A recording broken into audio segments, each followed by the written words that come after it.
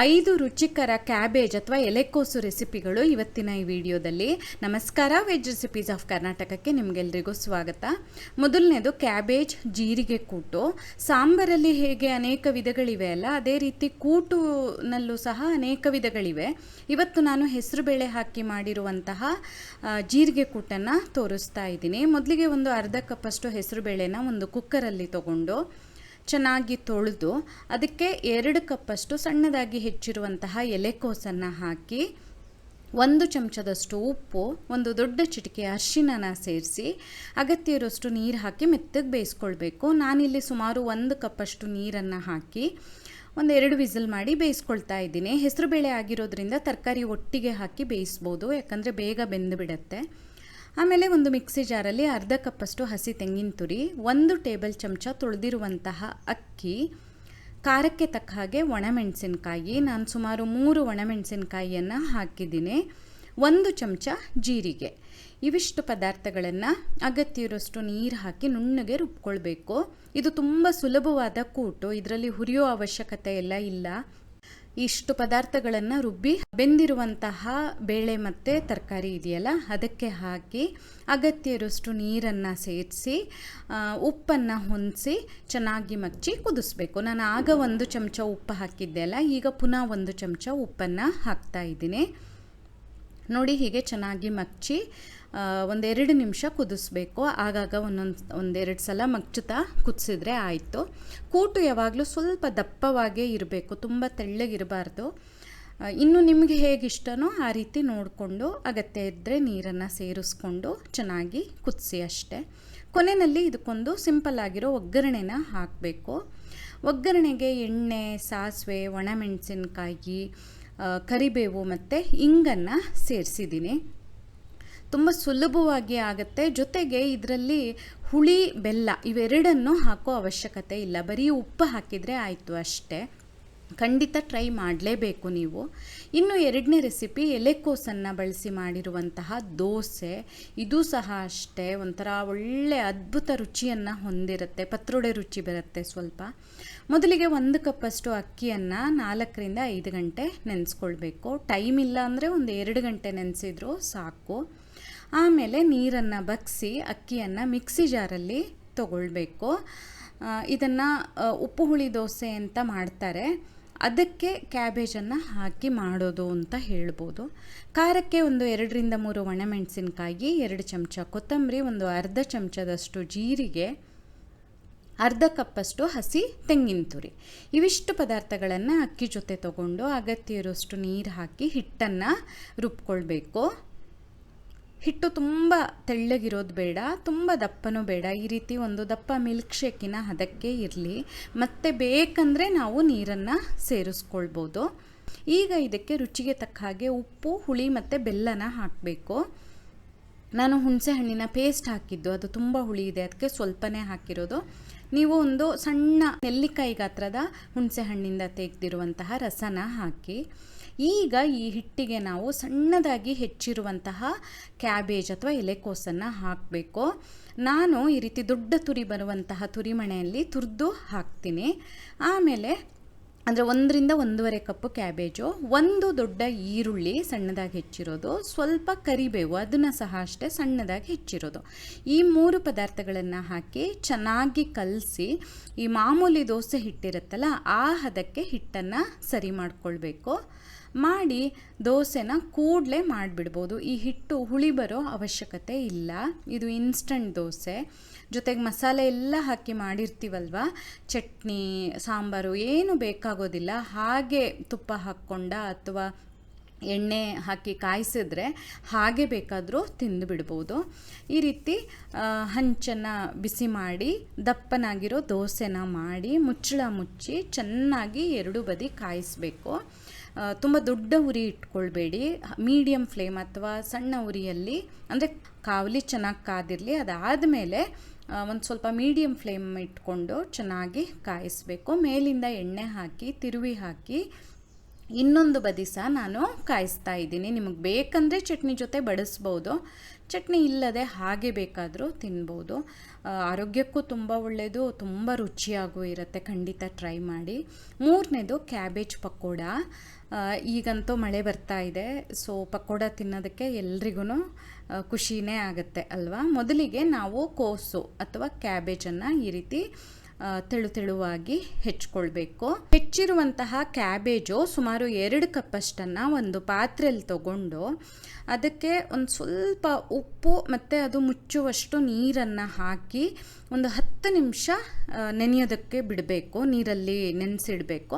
ಆಮೇಲೆ ನೀರನ್ನು ಅಂದರೆ ಕ್ಯಾಬೇಜನ್ನು ಚೆನ್ನಾಗಿ ಹಿಂಡಿ ನೀರನ್ನೆಲ್ಲ ಸಂಪೂರ್ಣ ತೆಕ್ಕೊಳ್ಬೇಕು. ನಾನು ಇಲ್ಲಿ ತೋರಿಸಿರೋ ಎಲ್ಲ ರೆಸಿಪಿನಲ್ಲೂ ಅದೇ ಥರ ಮಾಡಿದ್ದೀನಿ. ಈ ರೆಸಿಪಿಲಿ ಮಾತ್ರ ನಿಮಗೆ ತೋರಿಸ್ತಾ ಇದ್ದೀನಿ ಅಷ್ಟೇ. ಆಮೇಲೆ ಅದಕ್ಕೆ ಸಣ್ಣದಾಗಿ ಹೆಚ್ಚಿರುವಂತಹ ಕರಿಬೇವು, ಕೊತ್ತಂಬರಿ ಸೊಪ್ಪು, 1 ಚಮಚದಷ್ಟು ಶುಂಠಿ, 1-2 ಹಸಿಮೆಣಸಿನಕಾಯಿ, 1 ಈರುಳ್ಳಿ ಈ ರೀತಿ ತೆಳುವಾಗಿ ಸ್ಲೈಸ್ ಮಾಡ್ಕೊಂಡಿರೋದು, ಮತ್ತು ಜೊತೆಯಲ್ಲೇ ರುಚಿಗೆ ತಕ್ಕ ಹಾಗೆ ಉಪ್ಪು, ಖಾರಕ್ಕೆ ತಕ್ಕ ಹಾಗೆ ಅಚ್ಚ ಖಾರದ ಪುಡಿ, ದೊಡ್ಡ ಚಿಟಿಕೆ ಇಂಗು ಹಾಗೂ 1/4 ಚಮಚದಷ್ಟು ಓಂ ಕಾಳನ್ನು ಹಾಕ್ಕೊಳ್ತಾ ಇದ್ದೀನಿ. ಕೆಲವರು ಜಜ್ಜಿರುವಂತಹ ಕೊತ್ತಂಬರಿ ಹಾಕ್ತಾರೆ, ಕೆಲವರು ಜೀರಿಗೆ ಹಾಕ್ತಾರೆ. ನಿಮಗೆ ಯಾವ ಪದಾರ್ಥ ಇಷ್ಟ ಅನಿಸುತ್ತೆ ಅದನ್ನು ಈ ಸಂದರ್ಭದಲ್ಲಿ ನೀವು ಸೇರಿಸ್ಬೋದು. ಈಗ ಇದನ್ನೆಲ್ಲದನ್ನು ಚೆನ್ನಾಗಿ ಕಲಸಿ ಒಂದು 10 ನಿಮಿಷ ಹಾಗೆ ನೆನೆಯೋದಕ್ಕೆ ಬಿಡಬೇಕು. ನಾವು ಉಪ್ಪು ಹಾಕಿದ್ದೀವಲ್ವ, ಅದು ಒಂದು ಸ್ವಲ್ಪ ನೀರನ್ನು ಬಿಟ್ಕೊಳ್ಳುತ್ತೆ. ಬೇರೆ ನೀರೇನು ನಾನು ಹಾಕಲಿಲ್ಲ. ಅದಕ್ಕೆ ಅರ್ಧ ಕಪ್ಪಷ್ಟು ಕಡಲೆ ಹಿಟ್ಟು, 1/4 ಕಪ್ಪಷ್ಟು ಅಕ್ಕಿ ಹಿಟ್ಟನ್ನು ಹಾಕಿ ಚೆನ್ನಾಗಿ ಈ ರೀತಿ ಕಲಿಸ್ಬೇಕು. ಕಡಲೆ ಹಿಟ್ಟು ಬೇಕಾದರೆ ಇನ್ನೂ ಒಂದು ಸ್ವಲ್ಪ ಹಾಕ್ಕೊಳ್ಬೋದು. ನಾನು ನೋಡಿ ಇಷ್ಟು ತೆಳ್ಳಗಾಗಿದೆ ಹಿಟ್ಟು, ಈ ರೀತಿ ಕಲಿಸ್ಕೊಂಡಿದ್ದೀನಿ. ಈಗ ಇದನ್ನು ಡೈರೆಕ್ಟಾಗಿ ಪಕೋಡನ ಮಾಡೋದು. ನಿಮಗೆ ಇದು ಗರಿಗರಿಯಾಗಿ ಚೆನ್ನಾಗೇ ಬರುತ್ತೆ. ಇನ್ನೂ ಗರಿಗರಿಯಾಗಿ ಏನಾದ್ರು ಬೇಕು ಅಂದರೆ ಒಂದು ದೊಡ್ಡ ಚಿಟಿಕೆಯಷ್ಟು ಸೋಡಾ ಅಥವಾ ಬಿಸಿ ಬಿಸಿ ಎಣ್ಣೆ 1 ಟೇಬಲ್ ಚಮಚದಷ್ಟು ಬೇಕಾದರೆ ಹಾಕ್ಕೊಳ್ಬೋದು. ಆವಾಗ ಇನ್ನೂ ಜಾಸ್ತಿ ಗರಿ ಬರುತ್ತೆ. ಇನ್ನು ಕಾಯಿಸುವಾಗ ಎಣ್ಣೆ ಬಿಸಿಯಾಗಿರಲಿ. ಆಮೇಲೆ ಈ ರೀತಿ ಹಾಕಿದ ನಂತರ ಸ್ವಲ್ಪ ಉರಿ ಕಡಿಮೆ ಮಾಡಿಕೊಂಡು ಚೆನ್ನಾಗಿ ಕಾಯಿಸಬೇಕು. ಆವಾಗ ಒಳಗಡೆವರೆಗೂ ಚೆನ್ನಾಗಿ ಕಾಯುತ್ತೆ. ಸ್ವಲ್ಪ ಆವಾಗವಾಗ ಹಾಕಿ ಒಂದು ಸ್ವಲ್ಪ ಹೊತ್ತಾದಮೇಲೆ ತಿರುವಿ ಹಾಕ್ತಾ ಚೆನ್ನಾಗಿ ಗುಳ್ಳೆ ಎಲ್ಲ ಕಡಿಮೆ ಆಗಬೇಕು, ಸ್ವರ ಎಲ್ಲ ಕಡಿಮೆ ಆಗಬೇಕು, ಅಲ್ಲಿವರೆಗೆ ಕಾಯಿಸಿದ್ರಾಯಿತು. ಈರುಳ್ಳಿ ಪಕೋಡ ಥರನೇ ಇದೂ ತುಂಬ ರುಚಿಯಾಗಿರುತ್ತೆ, ಸುಲಭವಾಗಿ ಮಾಡ್ಬೋದು. ಖಂಡಿತ ಟ್ರೈ ಮಾಡಲೇಬೇಕು ನೀವು. ಇನ್ನು ನಂತರದ ರೆಸಿಪಿ ಕೋಸು ಪಲ್ಯ. ಮೊದಲಿಗೆ ಕ್ಯಾಬೇಜನ್ನು ಸಣ್ಣದಾಗಿ ಹೆಚ್ಕೊಳ್ಬೇಕು. ನಾನೀಗ ಇಲ್ಲಿ 2 ವಿಧಾನ ತೋರಿಸ್ತಾ ಇದ್ದೀನಿ. ಒಂದು ನೋಡಿ ಈ ರೀತಿ, ಇನ್ನೊಂದು ಹೀಗೆ ಒಂದು 4 ಭಾಗ ಮಾಡಿಕೊಂಡು ಎಲೆಕೋಸನ್ನು ಆ ಕಡೆ ಈ ಕಡೆ ತಿರುಗಿಸ್ತಾ ಹಿಂಗೆ ಮಾಡ್ತಾ ಹೋದ್ರೂ ಸಣ್ಣದಾಗಿ ಹೆಚ್ಕೊಳಕ್ಕಾಗತ್ತೆ. ನಿಮಗೆ ಇನ್ಯಾವುದಾದ್ರೂ ವಿಧಾನ ಗೊತ್ತಿದ್ರೆ ಆ ರೀತಿಯೂ ಹೆಚ್ಬೋದು, ಬಟ್ ಸಣ್ಣದಾಗಿ ಹೆಚ್ಕೊಳ್ಳಿ.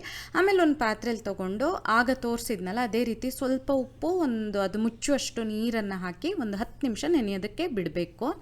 ಈ ಕಡೆ ಒಂದು ಬಾಣಲೆನಲ್ಲಿ ಒಗ್ಗರಣೆ ಮಾಡೋಣ. ಒಗ್ಗರಣೆಗೆ 2 ಟೇಬಲ್ ಚಮಚ ಎಣ್ಣೆ ಬಿಸಿ ಮಾಡಿ, ಅರ್ಧ ಚಮಚ ಸಾಸಿವೆ, 1 ಚಮಚ ಕಡಲೆಬೇಳೆ, 1 ಚಮಚ ಉದ್ದಿನಬೇಳೆ ಹಾಕಿ ಸಾಸಿವೆ ಎಲ್ಲ ಚಟಪಟ ಅಂತ ಸಿಡಿಯೋವರೆಗೆ ಒಂಚೂರು ಹೀಗೆ ಕೈ ಆಡಬೇಕು.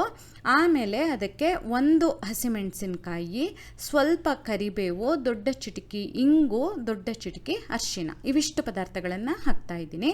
ನಾವು ಮತ್ತೆ ಒಣಮೆಣಸಿನಕಾಯಿ ಇದು ಒಂದು ಮಸಾಲೆ ಮಾಡಿ ಹಾಕೋದಕ್ಕಿದೆ, ಹಾಗಾಗಿ ನಾನು 1 ಹಸಿಮೆಣಸಿನಕಾಯಿ ಹಾಕ್ತಾ ಇದ್ದೀನಿ ಅಷ್ಟೇ. ನೀವು ಬೇಕಂದರೆ ಒಗ್ಗರಣೆಗೆ ಇನ್ನೊಂದು ಒಣಮೆಣಸಿನಕಾಯಿಯನ್ನು ಹಾಕ್ಕೊಳ್ಬೋದು. ಆಮೇಲೆ ಅದಕ್ಕೆ ಈಗಾಗಲೇ ನೀರಲ್ಲಿ ಹಾಕಿಟ್ಟಿದ್ನಲ್ಲ ಆ ಎಲೆಕೋಸಿದು ನೀರು ಸಂಪೂರ್ಣ ಬಗ್ಸಿ ತೆಗೆದು ಈ ಒಗ್ಗರಣೆಗೆ ಅದನ್ನು ಹಾಕಬೇಕು. ಹಾಕಿ ಚೆನ್ನಾಗಿ ಒಳ್ಳೆ ಹುರಿಯೋ ಥರ 1 ನಿಮಿಷ ದೊಡ್ಡ ಊರಿನಲ್ಲಿ ಚೆನ್ನಾಗಿ ಮಚ್ಚಬೇಕು. ಮಚ್ಚಿ ಆದಮೇಲೆ ಇದಕ್ಕೆ ಇವಾಗ ರುಚಿಗೆ ತಕ್ಕ ಹಾಗೆ ಉಪ್ಪು, 1 ದೊಡ್ಡ ಚಮಚ ಉಪ್ಪು ಬೇಕಾಗತ್ತೆ. ನಾನಿಲ್ಲಿ 1 ಮೀಡಿಯಮ್ ಗಾತ್ರದ ಎಲೆಕೋಸನ್ನು ಬಳಸಿದ್ದೀನಿ. ಅದಕ್ಕೆ 1 ದೊಡ್ಡ ಚಮಚದಷ್ಟು ಉಪ್ಪನ್ನು ಹಾಕಿದ್ದೀನಿ. ಹಾಗೆ 1 ಚಮಚದಷ್ಟು ಬೆಲ್ಲ ಸಹ ಸೇರಿಸ್ತಾ ಇದ್ದೀನಿ. ಈ ಥರದ ಪಲ್ಯಕ್ಕೆ ಚೂರು ಬೆಲ್ಲ ಹಾಕಿದ್ರೇ ರುಚಿ ಚೆನ್ನಾಗಿರುತ್ತೆ. ಇನ್ನು ನಿಮ್ಮ ಇಷ್ಟದ ಪ್ರಕಾರ ಹಾಕ್ಕೊಳ್ಳಿ. ಅದನ್ನು ಮುಚ್ಚಿ ನಾವು ಬೇಯೋದಕ್ಕೆ ಬಿಡೋಣ. ಈ ಕಡೆ ಮಿಕ್ಸಿ ಜಾರಲ್ಲಿ ಅರ್ಧ ಕಪ್ಪಷ್ಟು ತೆಂಗಿನ ತುರಿ, 3-5 ಒಣಮೆಣಸಿನ್ಕಾಯಿ, 1/4 ಚಮಚ ಸಾಸಿವೆನ ಹಾಕಿ ನೀರು ಹಾಕದೆ ಪುಡಿ ಮಾಡ್ಕೊಳ್ಬೇಕು. ಇದನ್ನ ಕಾಯಿ ಸಾಸಿವೆ ಮಸಾಲೆ ಅಂತ ಕರೀತಾರೆ. ಮಲೆನಾಡು ಸೈಡೆಲ್ಲ ಈ ಥರದ ಪಲ್ಯ ಹೆಚ್ಚಾಗಿ ಮಾಡ್ತಾರೆ, ತುಂಬ ರುಚಿಯಾಗಿರುತ್ತೆ. ಇಲ್ಲಿ ನೋಡಿ, ಎಲೆಕೋಸು ಬೆಂದಾದಮೇಲೆ ಅದಕ್ಕೆ ಈಗಾಗಲೇ ಮಾಡ್ಕೊಂಡಿದ್ವಲ್ಲ ಆ ಮಸಾಲೆನ ಹಾಕಬೇಕು. ನಾವು ಕ್ಯಾಬೇಜನ್ನು ನೀರಲ್ಲಿ ಹಾಕಿರ್ತೀವಲ್ಲ ಒಗ್ಗರಣೆಗೆ, ಹಾಗಾಗಿರೋದ್ರಿಂದ ಬೇಯಿಸೋದಕ್ಕೆ ಮತ್ತೆ ಎಕ್ಸ್ಟ್ರಾ ನೀರೇನೂ ಬೇಕಾಗೋದಿಲ್ಲ. ನಿಮಗೆ ತುಂಬ ಒಣ ಅಂತ ಅನಿಸಿದ್ರೆ ಬೇಕಾದ್ರೆ ಸ್ವಲ್ಪ ನೀರು ಹಾಕ್ಕೊಂಡು ಮೆತ್ತಗೆ ಬೇಯಿಸ್ಕೊಂಡ್ರಾಯ್ತಷ್ಟೇ. ನಾನು ಆ ಮಸಾಲೆ ಜೊತೆ ಸ್ವಲ್ಪ ಕೊತ್ತಂಬರಿ ಸೊಪ್ಪನ್ನು ಸೇರಿಸ್ಕೊಂಡೆ, ಅದು ಆಪ್ಷನಲ್ಲು. ನೋಡಿ, ಹೀಗೆ ಮಸಾಲೆ ಹಾಕಿ ಚೆನ್ನಾಗಿ ಒಂದು ಸಲ ಮಗ್ಚಿದ್ರಾಯ್ತು, ಬಹಳ ರುಚಿಯಾಗಿರುತ್ತೆ. ಇನ್ನು ಕೊನೆ ರೆಸಿಪಿ ಕ್ಯಾಬೇಜ್ ಚಟ್ನಿ ಅಥವಾ ಎಲೆಕೋಸು ಚಟ್ನಿ. ಅದಕ್ಕೆ ಒಂದು ಬಾಂಡೆನಲ್ಲಿ 1 ಚಮಚ ಎಣ್ಣೆ ಬಿಸಿ ಮಾಡಿ, 1 ಒಣಮೆಣಸಿನ್ಕಾಯಿ, 2 ಟೇಬಲ್ ಚಮಚದಷ್ಟು ಉದ್ದಿನಬೇಳೆ, 1/4 ಚಮಚದಷ್ಟು ಸಾಸಿವೆ, ಒಗ್ಗರಣೆಗೆ ಹಾಕೋ ಥರ ಚೂರು ಸಾಸಿವೆ ಸಾಕು, ಹಾಕಿ ಉದ್ದಿನಬೇಳೆ ಎಲ್ಲ ಕಂದು ಬಣ್ಣ ಬರೋವರೆಗೆ ಹುರಿಬೇಕು. ಆಮೇಲೆ ಸ್ವಲ್ಪ ಶುಂಠಿ, 1 ಹಸಿಮೆಣಸಿನ್ಕಾಯಿ, ಸ್ವಲ್ಪ ಕರಿಬೇವು. ಇದಕ್ಕೆ ನೋಡಿ, 1 ಒಣಮೆಣಸಿನ್ಕಾಯಿ, 1 ಹಸಿಮೆಣಸಿನ್ಕಾಯಿ ಹಾಕಿದ್ದೀನಿ. ನಿಮಗೆ ಖಾರಕ್ಕೆ ಜಾಸ್ತಿ ಬೇಕಂದರೆ ಬೇರೆ ಹಾಕ್ಕೊಳ್ಬೋದು. ಹಾಗೆ 1 ಈರುಳ್ಳಿ ಸಣ್ಣದಾಗಿ ಹೆಚ್ಚಿರೋದನ್ನು ಹಾಕಿ ಸ್ವಲ್ಪ ಬಾಡೋವರೆಗೆ ಹುರಿಬೇಕು. ಆಮೇಲೆ 1 ಟೊಮ್ಯಾಟೊ, 1 ಚಿಟಿಕೆಯಷ್ಟು ಅರಿಶಿನ ಸೇರಿಸ್ಕೊಂಡು, ಟೊಮೆಟೊ ಸಹ ಅಷ್ಟೇ ಸ್ವಲ್ಪ ಮೆತ್ತಗಾಗೋವರೆಗೆ ಹುರಿಬೇಕು. ಆನಂತರ ಇದಕ್ಕೆ 2 ಕಪ್ಪಷ್ಟು ಹೆಚ್ಚಿರುವಂತಹ ಎಲೆಕೋಸನ್ನು ಹಾಕಿ, ಎಲೆಕೋಸು ತುಂಬ ಏನು ಮೆತ್ತಗೆ ಬೇಯಬೇಕು ಅಂತಿಲ್ಲ, ಒಂದು ಸ್ವಲ್ಪ ಹದವಾಗಿ ಬೆಂದರೆ ಸಾಕು.